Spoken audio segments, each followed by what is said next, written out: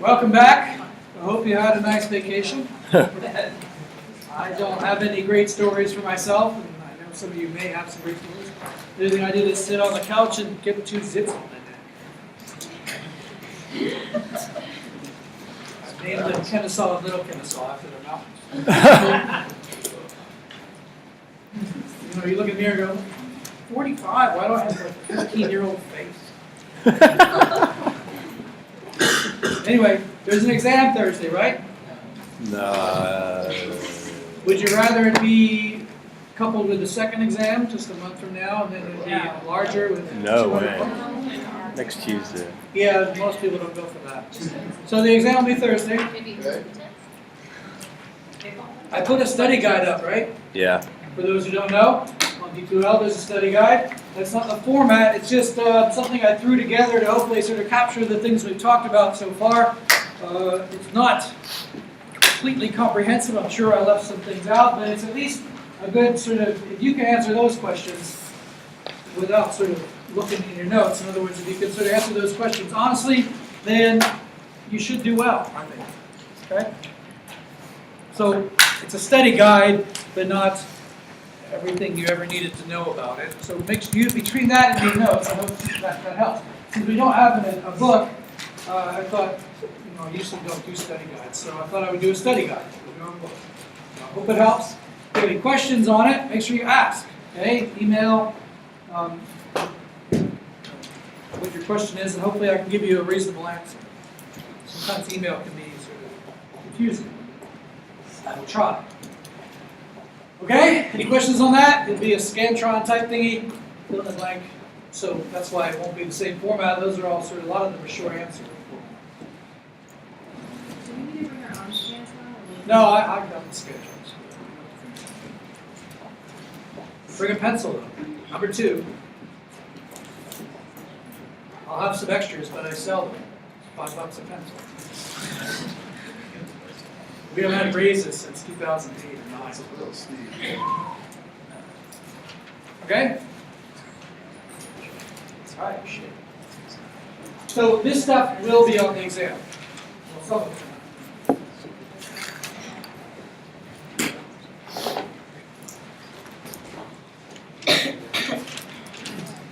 There we go.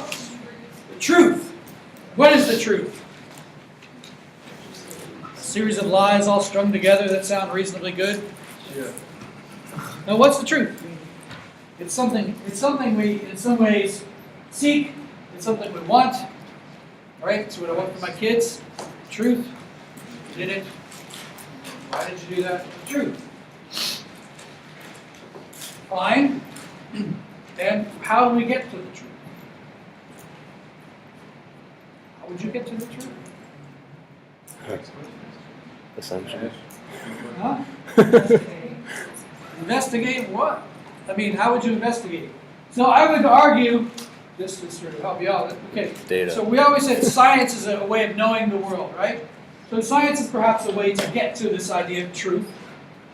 Spirituality through various religious practices or whatever is possibly a way to get to the truth. A really good song, truth, right? Really good food. Good literature. There are probably a number of ways to sort of get to the truth, right? A number of mechanisms in the world. So, but for better or for worse, this class is not about all of those different ways of getting there. We use one particular mechanism.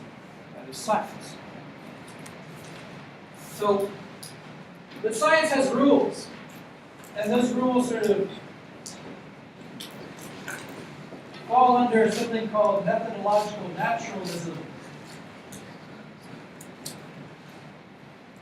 Methodological naturalism.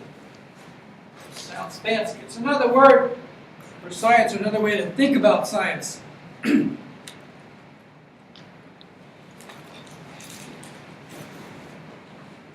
basis of this methodological naturalism is that in science we're going to propose hypotheses about natural phenomena. So we're going to explain natural phenomena. I'm going to abbreviate it.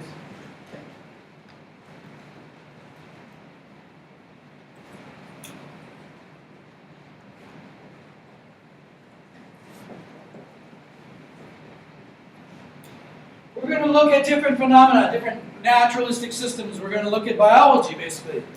We're going to look at life. And we're going to see these different patterns. And the processes that we're going to invoke are going to have natural causes. They're going to have natural processes, right? That is, in methodological naturalism, it's sort of illegal, if you will, to invoke supernatural or subnatural or anything but natural causes.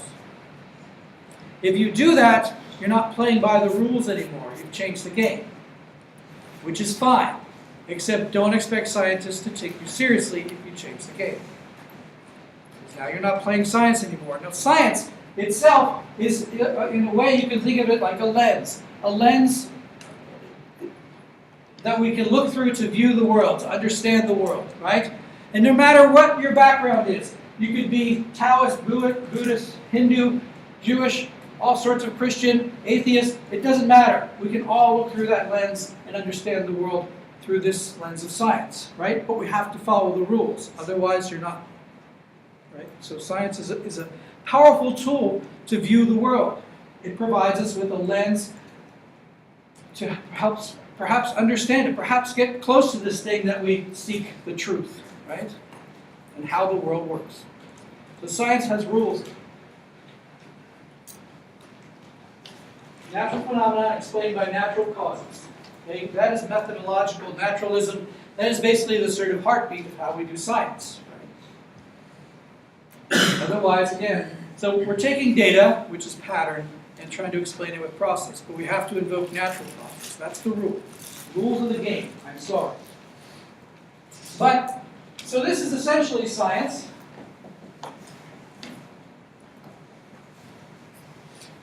Now, science falls short on a few things. It's not an all-powerful tool. It can't help us sort of understand certain things. Where does it fall short? What can't science do? What happens after death? Sure. Well, maybe it could. I don't know. What happens after death? Well, some movies would suggest that it could. So, okay, fine. What can't you do with science? You can't design experiments to assign meaning to some things, right? Yeah. So it really is not a very good tool, right? You always want the right tool for the right job. That's a sort of handyman thing. But if you're going to try to assign meaning or purpose, or if you're going to try to sometimes ethics, science is not necessarily the best tool to sort these kinds of things out. Right? Was it the right thing to do? Well, science can give you an answer, but I don't know if it's the best tool, right? So it doesn't really do a good job assigning meaning to anything, or purpose. But that doesn't mean that a world viewed through the lens of science is without meaning. Just because science itself does not invoke the supernatural does not mean that scientists themselves don't sort of believe in supernatural. There's this sort of idea out there that, well, if you're going to be a scientist and believe in evolution, which, by the way, this is not a class about you believing in evolution. I'm not here to make you believe in evolution. This is education, not indoctrination. It's just a class. It's teaching science. So,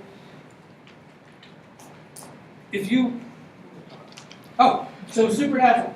So there are some scientists that are atheists, but it doesn't mean everybody who looks through this lens of science has to be an atheist on the other end, right?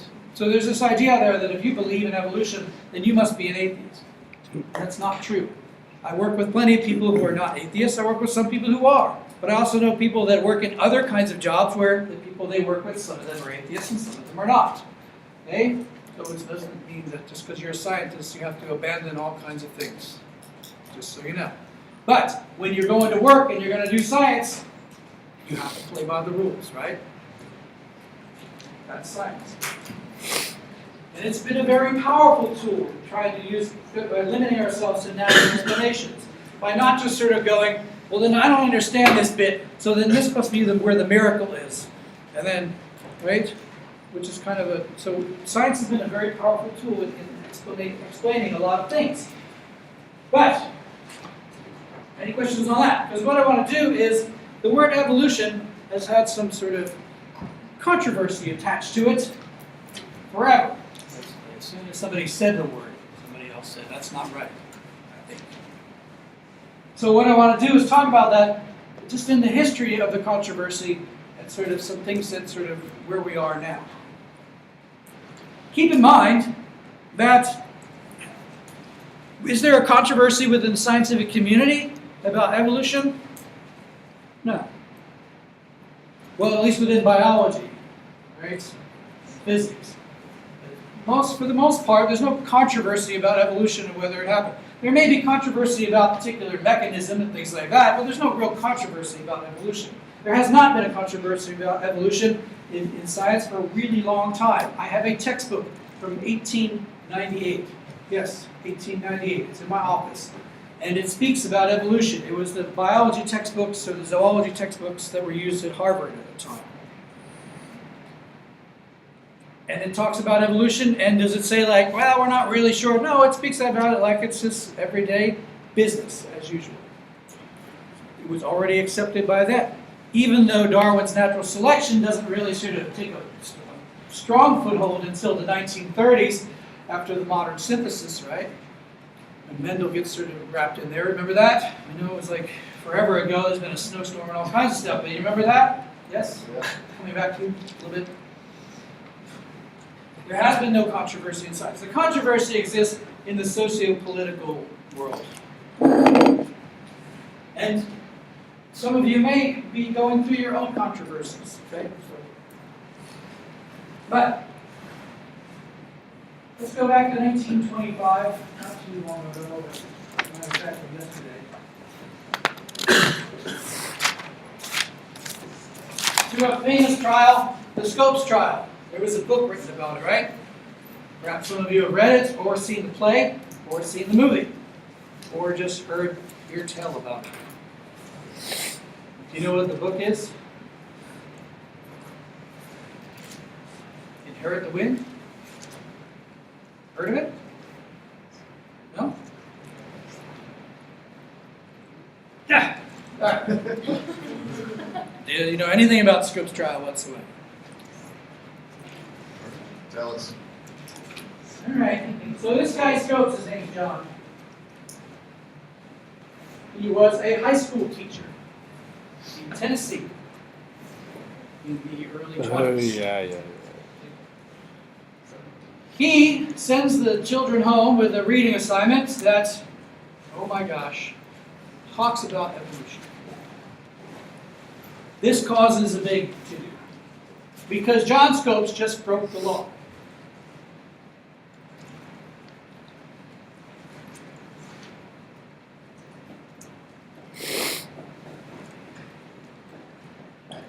He broke what was called the Butler Act in Tennessee. This was in Tennessee. There were many other acts that were similar in nature. The Butler Act in Tennessee strictly prohibited the teaching of evolution in public schools in Tennessee in 1920s. It said, you may not, you cannot, you shall not. And Scopes broke the rules. So there's a big trial. This becomes national news. Some big heavy hitter lawyers come in. William Jennings Bryan for the prosecution, and Clarence Darrow for the defense. Two heavy hitters of the time. The movie's very dramatic. All kinds of things happen. It's all right. I mean, it's not that long of a movie, but it's also a very short book if you ever wanted to sort of. Anyway, so this becomes a national woo. At the end of the day, John Scopes loses the trial because he did. He broke the law, right? Although, but if you sort of read the book or watch the movie, like Clarence Darrow really sort of does a good job of sort of making an argument. So it's very dramatic, and a lot of things sort of come out of that trial. But John Scopes ends up having to pay $100 and gets, you're a bad boy, teacher, don't do that anymore. $100 in 1920s is a pretty good fine. So, there were a lot of rules like this in the 20s. No evolution, right? Let's fast forward just a bit to the 1960s. Was there a quote, it's kind of coming back, and I think my grandmother was telling me about this, which is one of the attorneys or somebody says there may have been monkeys in your family or something like that, but not mine. Yeah, that's William Jennings Bryan, he's for the prosecution. Okay. So Darrow's got him on the stand, Okay. hounding him. It's very dramatic. Okay. And then he eventually gets Bryan, one of the other things, he eventually gets Bryan to sort of admit that maybe it wasn't 7 days in creation and all this stuff. So there's all kinds of weird stuff going on. But it's very dramatic, very good. But this class is not exactly about the Scopes journal. It's just where we were and where we've come to. 1960s. To be precise, 1967. 1967, the Butler Act is repealed. In other words, it's taken off the books. That and many other acts in Arkansas and other states, I'm just picking on Tennessee, there were a lot of states that had this kind of rule, and in the 60s, a lot of them got repealed. Why the 60s? It wasn't the hippies. It wasn't their fault. It wasn't LSD or anything fun like that either. Why the 60s? It's because of something, of course, it's because of something that happened in the late 50s. 1957. Somebody said it.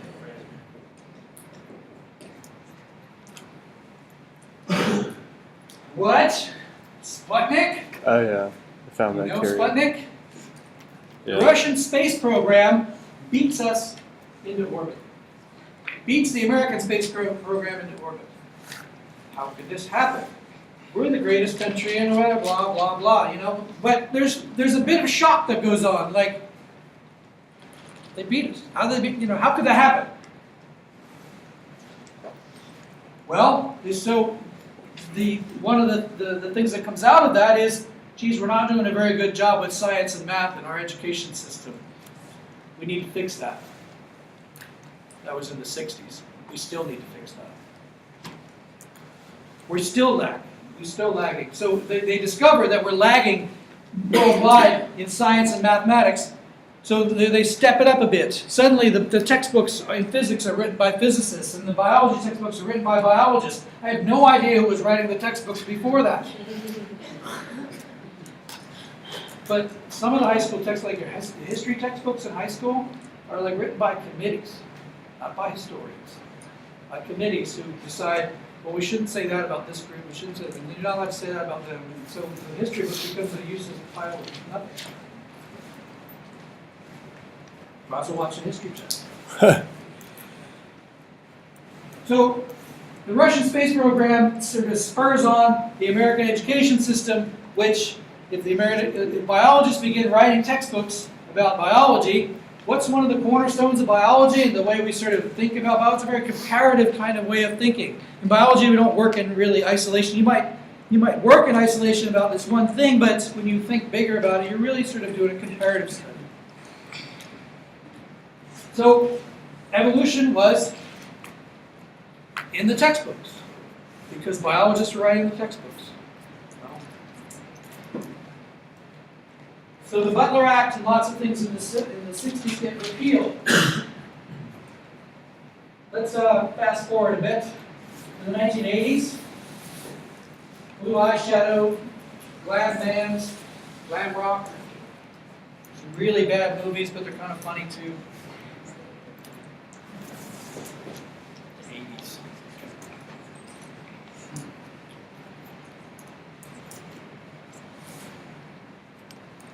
What starts showing up in the 80s is, in the 60s, a lot of these acts get repealed. In the 80s, they come back, but they're what they're called as the equal time.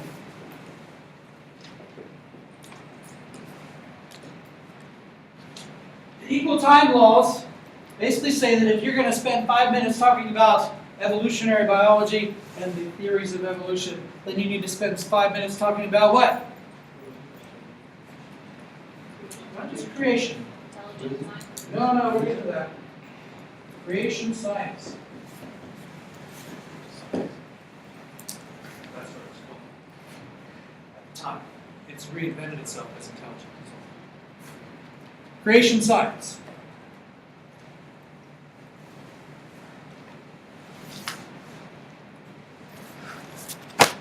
By 1987,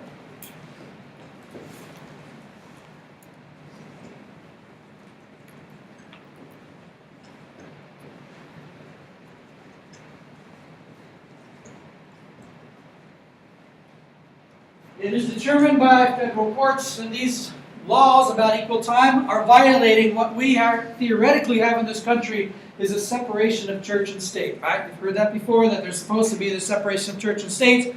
Whether it sort of works out all the time is another issue, but this rule about equal time violates the separation of church and state. Why? Because what's creation science's agenda?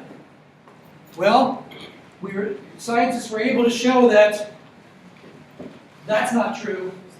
Okay? Because what were they doing with it? They weren't using natural causes always. They were using supernatural causes as well. Right? So this incorporation of supernatural breaks the rules of science. It's not science. Okay?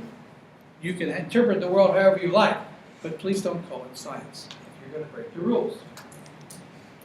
The other thing is, when you're just left with creation, then, well, this is a religious thing. It belongs in a religion class, not in a science class. So, it breaks, or it violates the separation of church and state. That was the 80s. Get rid of the truth right away.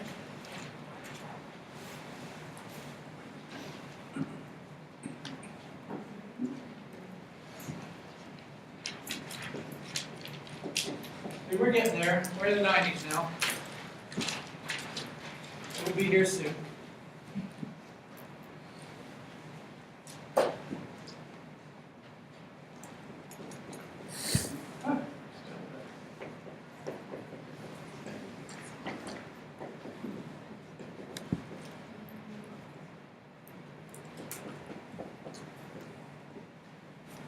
In the 90s, you see the emergence of intelligent design. Creation scientists sort of went back, huddled up, and reemerged or reinvented themselves as this idea of intelligent design, which I've abbreviated ID.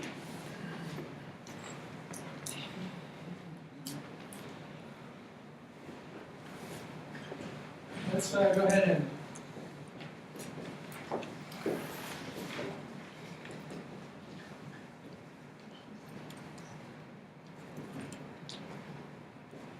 go ahead and define it so we can move forward.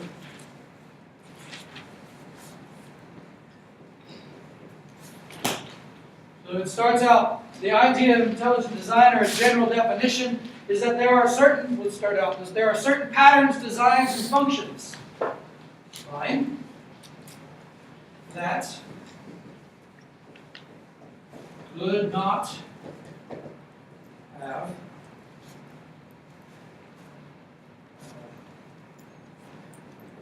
originated as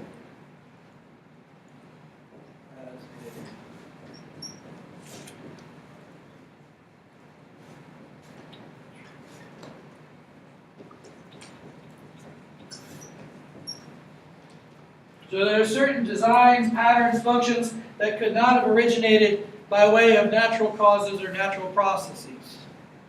Intelligent design holds out that although naturalistic evolution can explain some things about the way what we see in the world, it can't explain everything, and there are some things that can't be explained by naturalistic view of the world. So, this appeals to a wide variety of people. It may even appeal to you. It just suggests that there's at least a few things out there that we can't explain through science, that are sort of beyond what science can explain. Okay? This casts a broad net. It casts a net that captures what we call the sort of literal interpretation people of the Bible and other scripts. So the literalists, or sometimes they're called the New Earthers because they're the 6,000-year-old Earth people. All the way to even atheists, in some ways, that would hold out not necessarily for God, but that something else might be going on. So a wide range of people can sort of go under this umbrella of intelligent design, right? It's a fairly broad definition. It says, and if you sort of listen, I've even seen intelligent designers sort of argue with each other because they were definitely like New Age, like a very creationist, by the book kind of group, versus a sort of, well, you know, more loose and liberal about it, and they were just yelling at each other. It was kind of fun to watch. Like, you never think that the intelligent designers are arguing with each other, but they are. Just like scientists. Nobody can agree on anything. Just like your neighborhood. Agree on anything. So that's a pretty broad definition. And so they started going out to school boards. And so now they've dropped the idea of creation, so they're no longer sort of religiously affiliated, right? And intelligent design uses a scientific process that's not sort of totally unlike methodological naturalism. It's sometimes remarkably similar, except sometimes the conclusions are a little different. So they go to school boards. They start to persuade school boards that students need to be made aware of the gaps in the theory. Gaps in the theory of evolution. They persuade school boards for equal time in some cases. They persuade school boards to sometimes just not teach evolutionary biology. In Cobb County, did you guys ever see the stickers that were on the books that came off about 2004, 2003? There used to be stickers on the textbooks, the biology textbooks in Cobb County, that said evolution is only theory.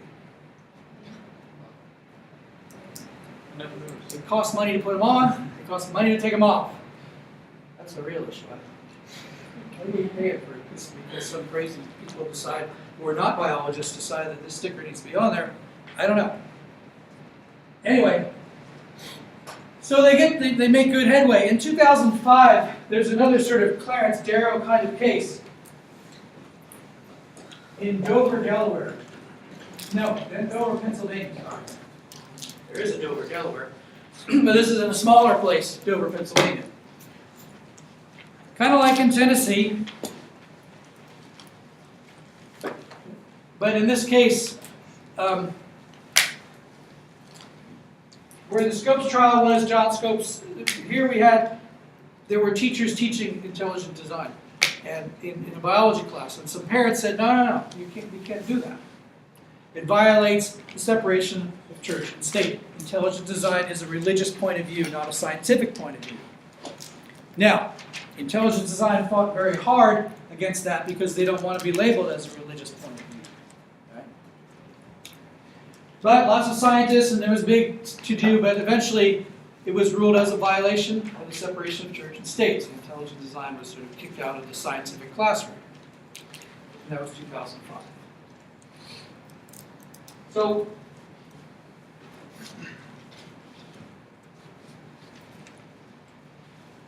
there's a lot of stuff out there, and if you just sort of Google evolution, you'll find all kinds of things out there. There's a UK website, Truth in Science, that sometimes it's hard to tell, like, because they're very good arguments. You know, it's not like I said, they use science in a very similar way. They're just using data, same data, but then sort of think, twisting the conclusions a little bit. Say like, or attacking someone else's conclusions. So it's very sort of hard to separate sometimes. So intelligent design has an agenda. I'm going to give you the 2 bullet point agenda of intelligent design, sort of as I understand it.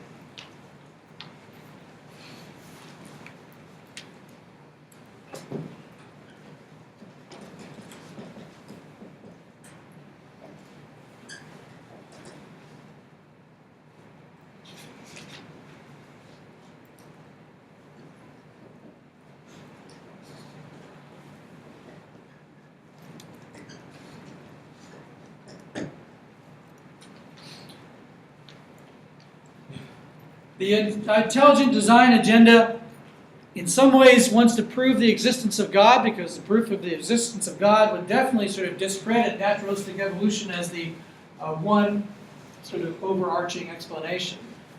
Right?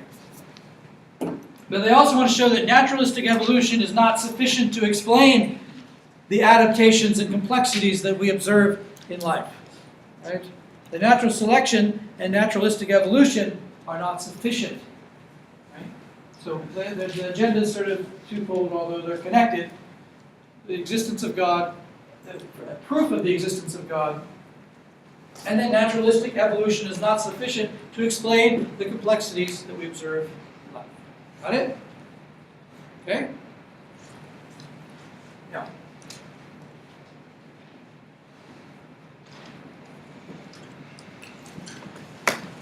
one of the central dogmas, as it were, one of the central ideas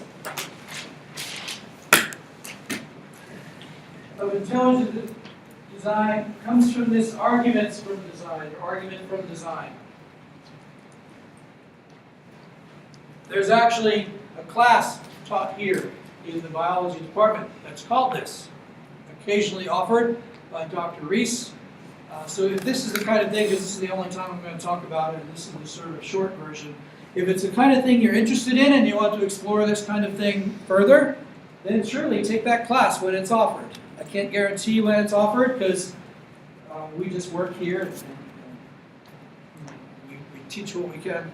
But Dr. Reese offers that class occasionally. So if this is the kind of thing you want to sort of think about more, that's the class for you. Otherwise, this is the last time I'm going to talk about it. We can talk about it in one-on-one if you want anytime. So, arguments from design.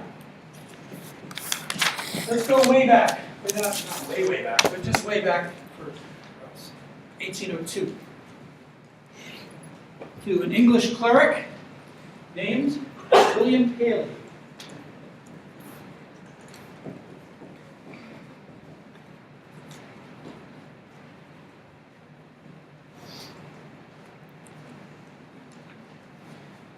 William Paley tells a story like this. Suppose you had never seen a watch before, a pocket watch. I don't mean a digital watch, I mean a pocket watch, with all the intricacies, because the digital watch is somewhat different. But you find this pocket, because in 1802 they didn't have a digital watch.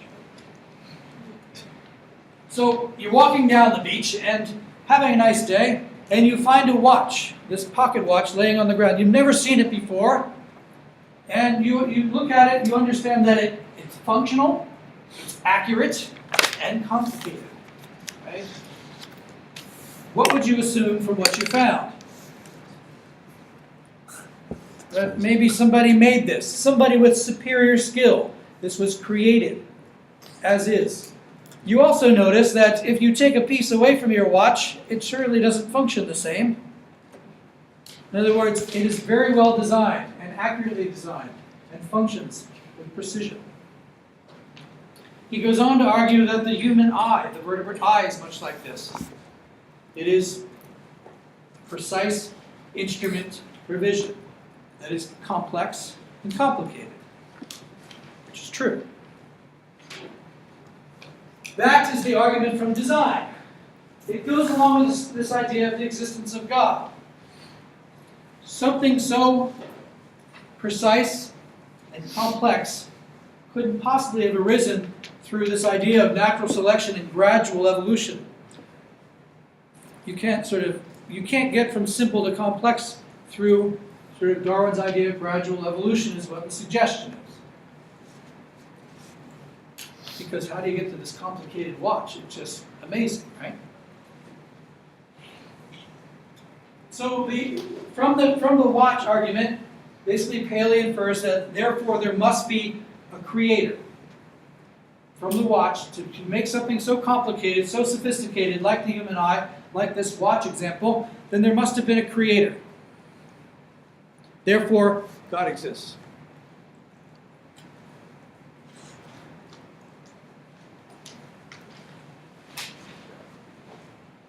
So it basically comes down to, from pattern and precise pattern, you would say that something created it, supernatural in this case. Consider this. You're walking through the Arctic, because that's what you like to do on your days off. And you find a bunch of circles on the ground. These are rocks. These circles represent rocks. And they seem to be sorted. So there are these rock circles. There are large rocks on the outside, and as you move towards the center, they get smaller and smaller to sort of pebble-like in the middle. And they're in a sort of circular, hexagonal type shape. And you walk on and you see these all over the place. What would you sort of infer from that information? Somebody did it. That somebody in the Arctic was so bored, which is entirely possible, that they decided that I'm going to sort rocks into sort of circular hexagonal shapes, and I'm going to put the big ones on the outside and the little ones on the inside. This will be great. Right? So, there's this pattern. It looks like somebody did it. Somebody made this. Right? That's something you would infer at first. I hope you would eventually sort of go away from that. But what causes that? It really does exist. I'm not making it up. You really can walk through the Arctic and find these sort of rock circles that are like this. And it wasn't aliens. It wasn't spaghetti monsters. It wasn't anything. What did it?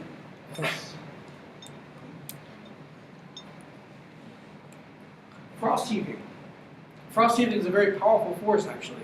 So in the Arctic, you have a thaw and freeze and thaw and freeze. And through that process of freezing and thawing and freezing and thawing, it actually tends to sort the rocks out in funny ways like that. This is pattern. So a natural process produces this pattern. But when you first see it, you go, wonder who took the time to do all this, right? But in the Arctic, there's not much else to do, so you think maybe somebody was that bored. So this is from frost heaving.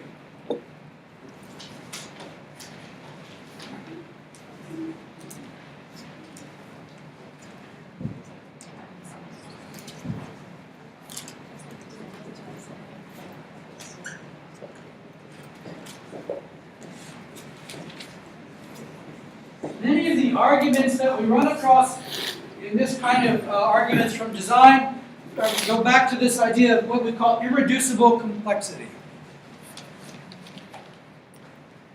Do you know what irreducible complexity is? It's actually a fairly good sort of word for what it is. Sometimes there's a word and the definition makes no sense in the context. This one? If you were to say that something is irreducibly complex, what would you guess that could mean? You can't simplify it. You can't take a piece away and have a functional thing. The best example of irreducible complexity is the mousetrap. If you take a piece off a mousetrap, do you still have a functional mousetrap? No. And I want functional mousetraps because when I get rats in my house, I want them to work. So all the pieces have to be there. So irreducible complexity really means that all of the parts of the structure have to be present in order to have a functional unit. Yes, all the pieces have to be there. In other words, that unit, then that mousetrap, is irreducibly complex. You cannot take a piece away and still have a functioning mousetrap. Yes? Understand?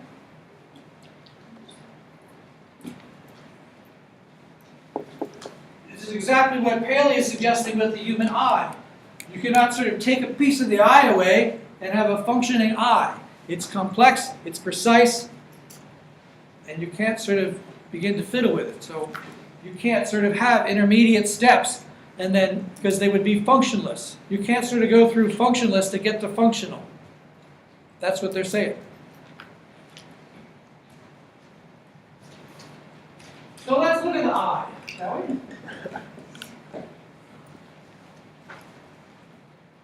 Can we evolve an eye, like the vertebrate eye, like your own eye?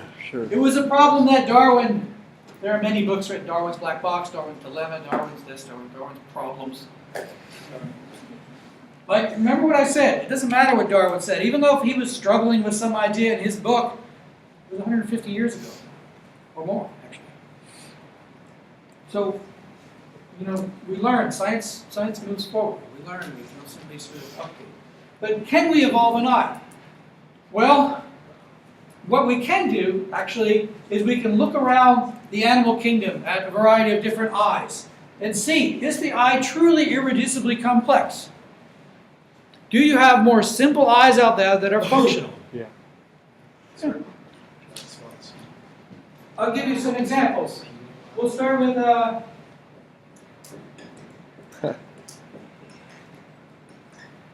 something wrong.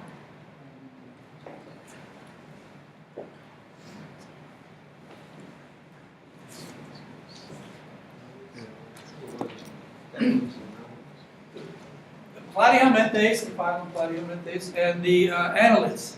Or Do you remember who the platyhelminths? Flatworms. Most of them are parasites. The trematodes and the cestodes, the tapeworms. Yummy, tapeworms.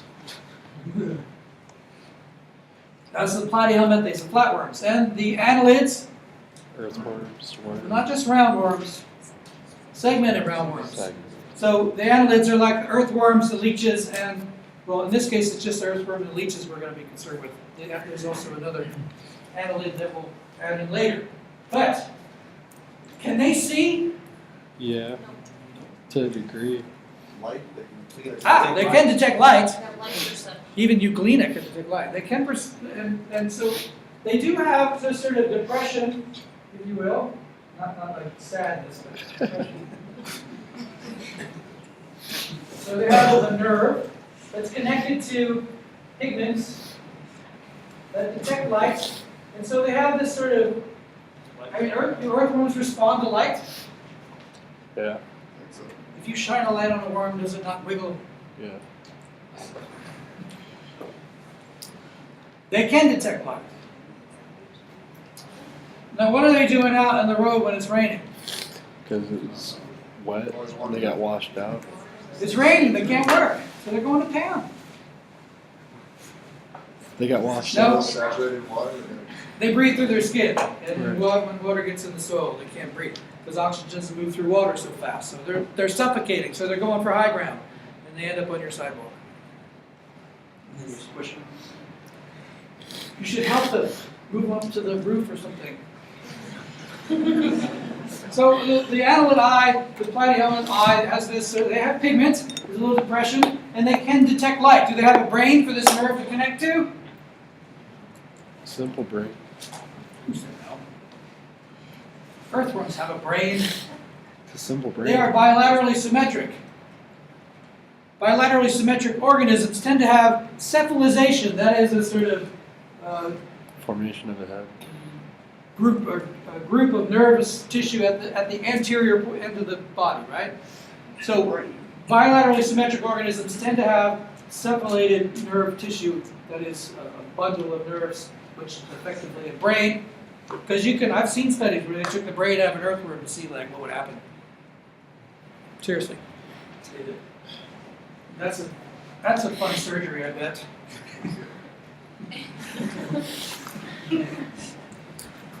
They do have a brain, and so they can interpret that information to some level. Like I don't think they can say like, dude, is that a foot about to squish me? they can see that well, but they can detect light. Let's go to the crustaceans.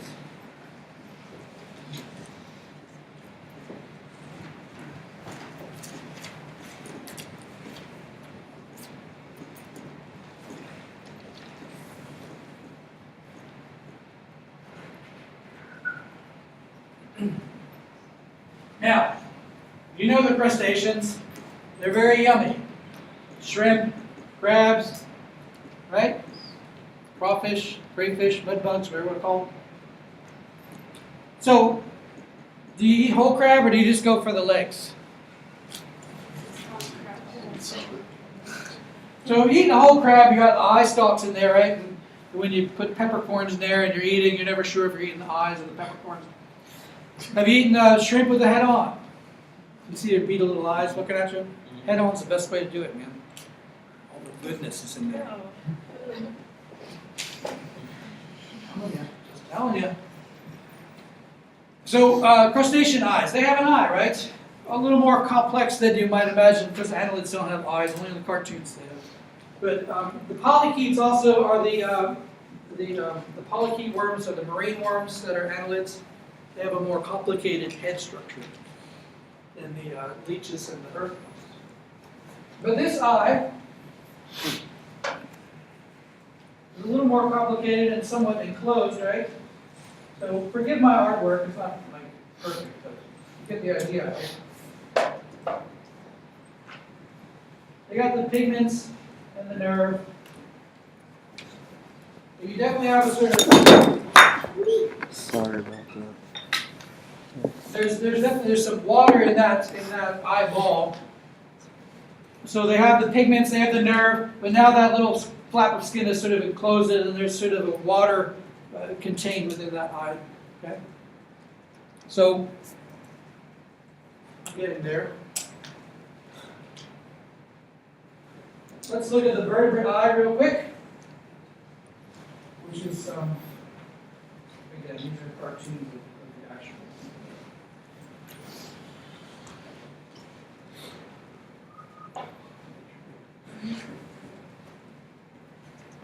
Sure, you go up in complexity.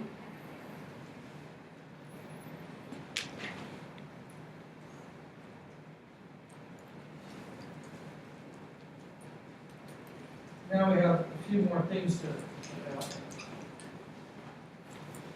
We add a cornea and a lens and the iris and all that, and a little more stuff. Still, the vertebrate eye has a few more things, but it's not entirely different setup than the others.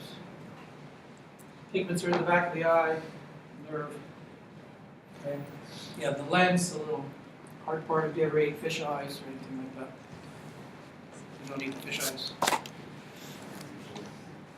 It's the best part. It's like a little nugget. Actually, the fish cheeks are. The cheek meat is very good. It's like this little medallion of yumminess. But you probably don't know that. Which fish? Salmon cheeks are the best. I'm just try it sometime.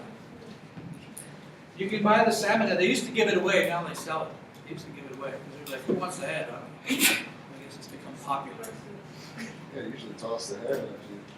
Yeah, no, that's good stuff. Make soup, good stuff. So that's irrelevant. However, do we see a diversity of eyes across the animal kingdom? Yes. Do they have are they representative of intermediate stages? Possibly. I'm not suggesting that this is how the eye evolved as sort of this initial cupping and things. I'm not suggesting that there's some sort of chain here. I'm just saying that we do find a diversity of eyes that vary in complexity that are functional throughout the animal kingdom. Yes? And now there's a lot of research that's been done on the eye, and they can in fact build an eye through this sort of naturalistic process of mutation and natural selection. So there's a lot of literature on that. We won't sort of go crazy like the eye anymore. So following the idea of irreducible complexity, I want to introduce another character to the plot. His name is Michael Behe.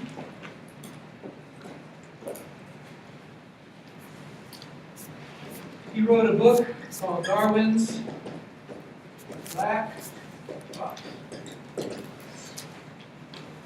There's one out more recently called Darwin's Dilemma, I think it is.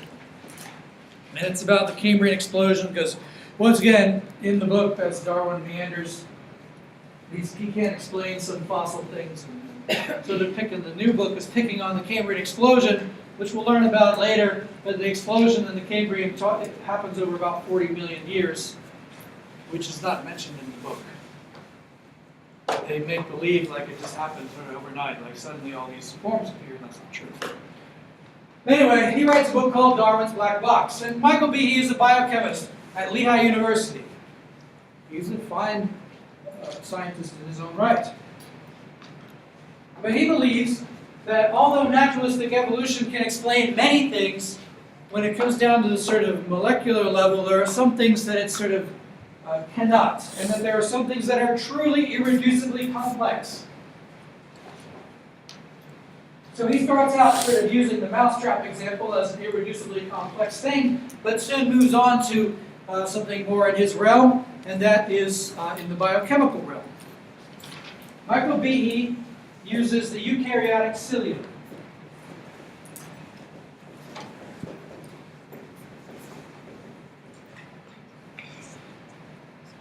Or you could also call it a flagellum, right?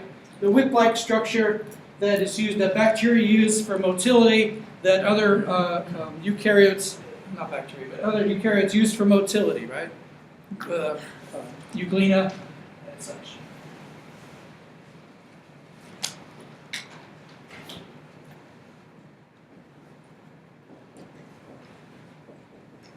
So the cilium itself is made up of course, biochemists like to call things alpha and beta, right? Remember organic chemistry and alphas and betas and things like that.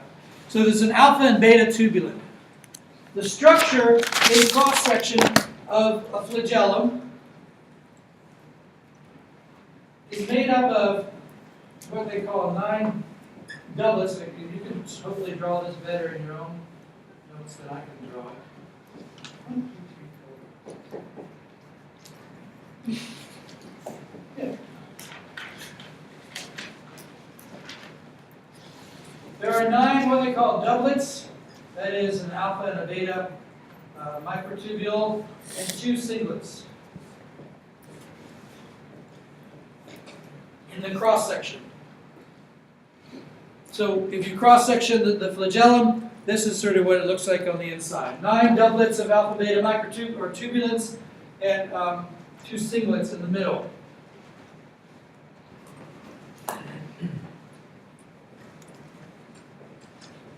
There's a molecular motor called a diamine motor, and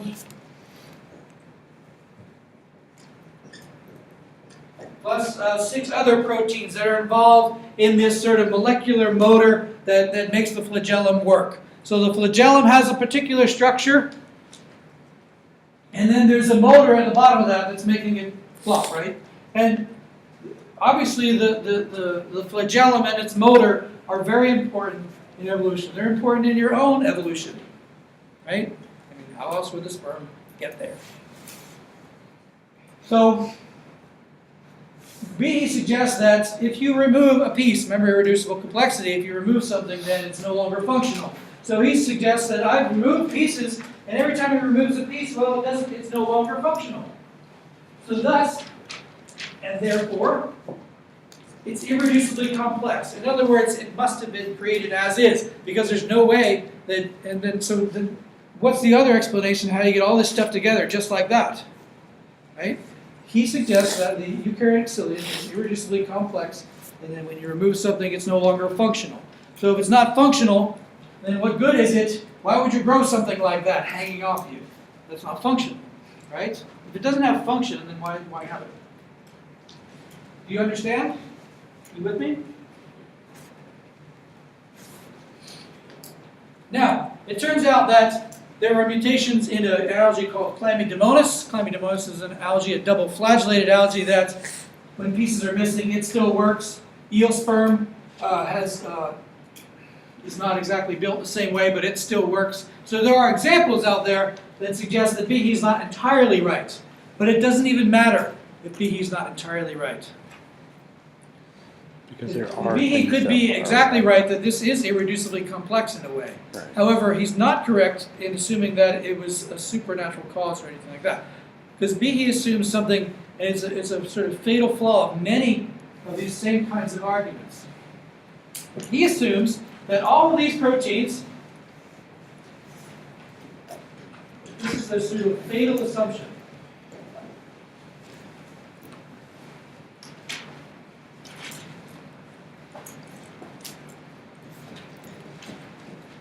He assumes that all the parts here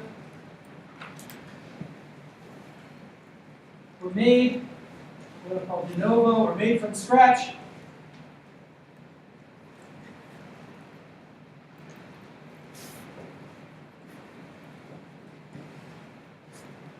For one purpose, and one purpose only, and that is to be a part of this flagellum, this cilia. The assumption here is that these alpha beta tubulins and the motor and the other 6 proteins, that's the only thing they're going to do, that's the only thing they do. Right? That's their job, that's their only job, it's the only job they're going to have, and when they all came together, they all had to be made for that particular purpose. He leaves out one very important aspect of evolutionary biology, naturalistic evolution.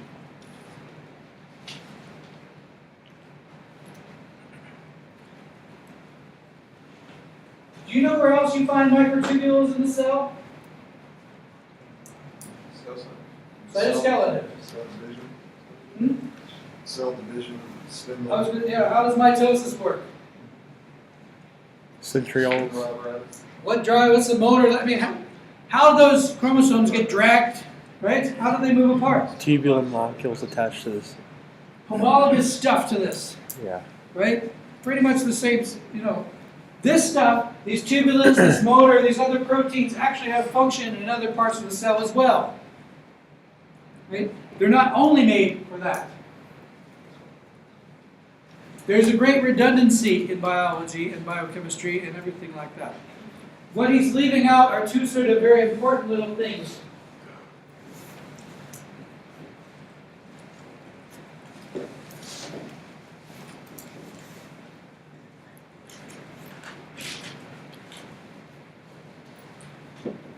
The first one is the idea of co-option. You should think of natural selection as sort of a cobbler. That things don't necessarily evolve for the purposes that we may see them today. For example, did feathers evolve for flight? No, probably not. They're obviously pretty important in flight, although we know things that can fly that don't need feathers. Right. But for birds, they're pretty important. But- But did they evolve for flight? No, because we're finding now that a lot of dinosaurs were feathered that weren't flying. Right, so feathers showed up before birds really showed up. There were feathered dinosaurs, even though, so feathers might be useful in flight, but they're not necessary, and they didn't evolve for flight. Why did they evolve? Warmth, I guess. Insulation. Like, what other purpose could they serve? Waterproofing. Maybe water. Hmm? Camouflage? Perhaps camouflage? Warnings. Mating. Perhaps warnings or mating? Thermodynamic? Or Yeah. like keep stay it warm? Yeah. Insulation. Right? Possibly.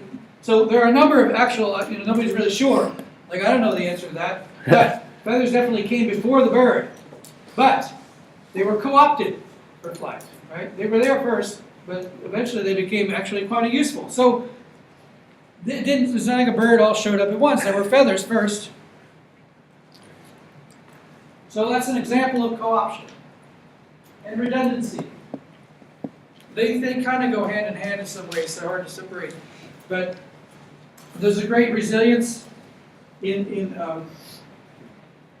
biology. And like I said, all of these pieces that are irreducibly complex for the cilium exist in other parts of the cell and have other functions and other jobs.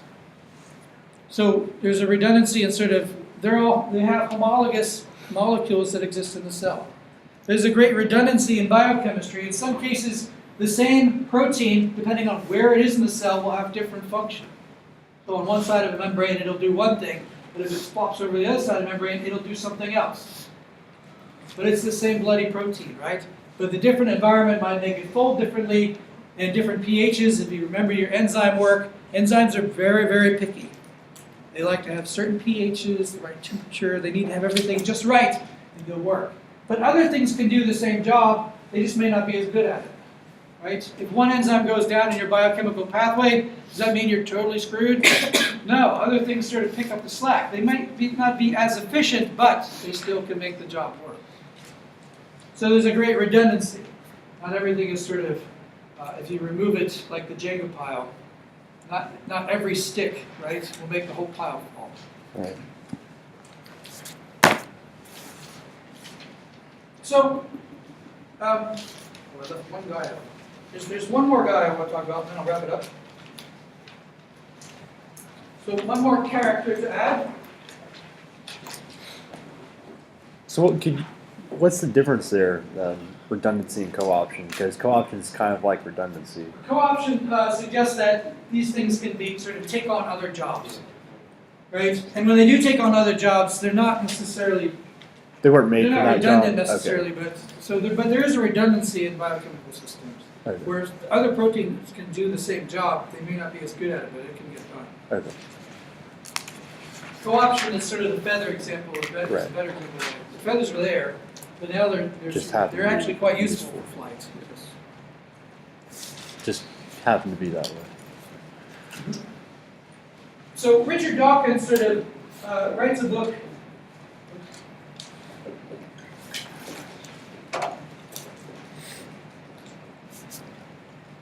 He's written a lot of books.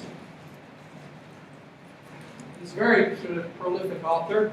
And he's written a lot of books sort of more recently about this sort of controversy. And he's an outright atheist by his own doing, but like I said, that doesn't really matter. Right? I think he just says that to sort of kick some people off. Richard Dawkins wrote a book called The Blind Watchmaker. In a way, sort of poking at that William Paley idea of the watchmaker, right? In this book, among other things, Richard Dawkins suggests that the adaptations and complexity of biological life that we see today, that sort of diversity and just wow that we see in life today, can be explained by two coupled processes.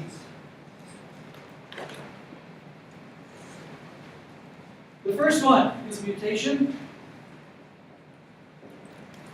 The second one is natural selection.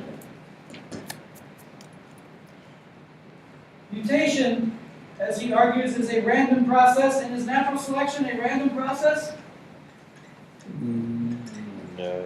No. Remember we said that. That was last week. It's not a random process. Dawkins suggests by coupling these two processes, a random process, what does mutation do? Rearranges nucleotide sequences. Oh, that's recombination.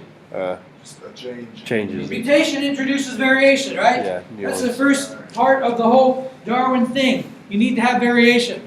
Mutation is constantly introducing variation, on which natural selection, which is a non-random process, is sort of picking from, right?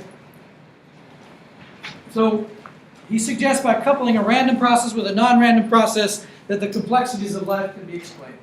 So in The Blind Watchmaker, he does a much more eloquent job than I'm doing right now, but he suggests that this is a very powerful combination and gives many examples of how this could work. Even sort of getting into the evolution of the vertebrate eye and how coupling these processes can result in, because it's always been, well, how do you end up with a complicated thing? How do you end up with such complexity? Well, and we've done computer simulations and things like that, you can end up with complexity from simplicity by sort of going through this process of introducing variation and choosing what works. Natural selection becomes sort of a cobbler of what works, choosing from what's there, and what mutation can do is as natural selection is getting rid of stuff, mutation can bring stuff back into the game that maybe wasn't useful before, right?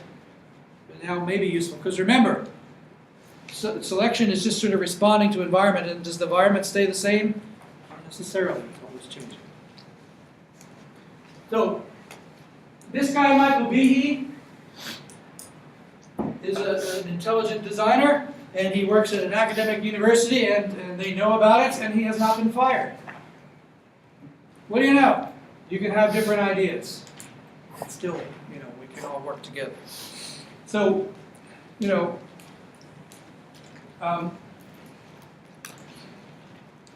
intelligent design is out there, science is out there, there are many ways to view the world. The controversy of evolution is still sort of ongoing, but not within the scientific community, although some things you read would suggest that scientists are conflicted about this idea of evolution. That's not true. Of course, they want to pretend like there's a problem. But I think the problem, it's really sort of a question of social and political, and what can sort of understanding of evolution sort of do to our understanding of the world that's so bad. I'm not entirely certain, but some people think it is bad. What are you going to do? So do you have any questions before I sort of wrap it up with what I think is a nice quote?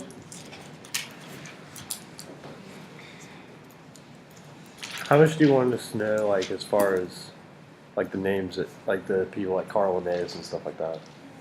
How much do you want? Well, let Like, me finish as far- this, and like, you can okay. ask me about the test. Okay. So this is from a guy, Stephen Jay Gould.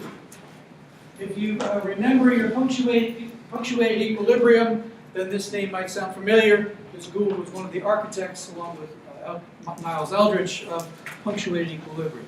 If you remember that. We'll come back to that another day. But Stephen Jay Gould, who is no longer with us, was also a prolific writer, a little bit pompous, but a prolific writer and had good insight.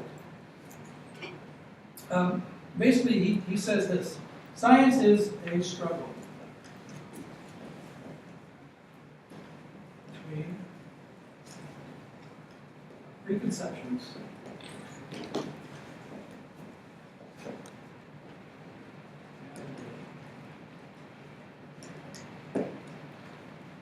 I think that says it pretty much. What is science? Science is about data. Scientists are data geeks, but we still struggle with interpretation just like everybody else. So, there you have it. Any questions? Could it possibly be both of them put together? Because where does the first something come from? Yep. Sure. So, my question was earlier, like, how much do you want us to know about all the people that you've introduced? Like, as far as, like, Carl Linnaeus, obviously binomial nomenclature, but you don't want to know dates or anything like that, right? You should know generally sort of what they contributed and have a general idea of sort of when they're all around. old dead guys, right? Yeah. But you don't have to know specific dates. Like, I'm not going to ask you what year was Darwin's book published. I'm not going to ask you that. But you should know, like, it was around Early, the time. yeah, early 1860s. And you can sort of put them in chronological order because that's how the ideas come about. Not specific, but really know what they did. Okay, cool. And I put that study guide up. If you have any questions, please let me know.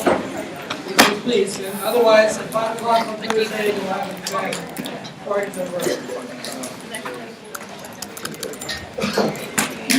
Yeah. All of this we covered today is very good. Yes.